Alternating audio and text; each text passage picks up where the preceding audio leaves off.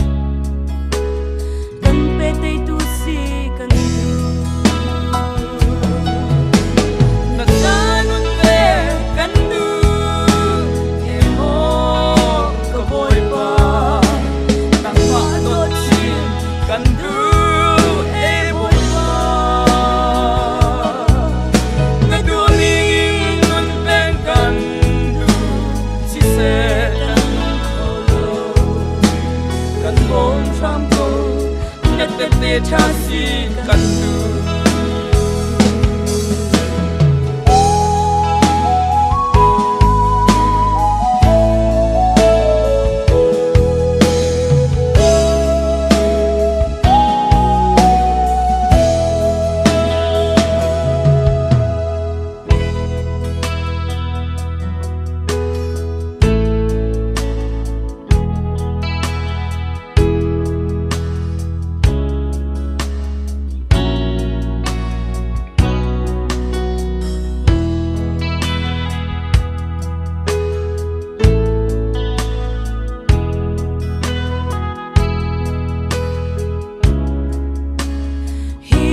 ya tung chẳng xe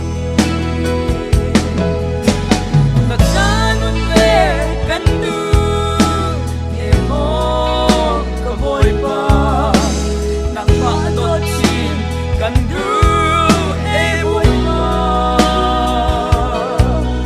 na du ning nun pen kan du si se kan ko do kan bon cham ko que te chasi kan du na chanun ve kan du e mo ka boy pa nang pa do chin kan du e boy pa na du ning nun pen kan du si se kan ko do kan bon cham ko te chasi kan du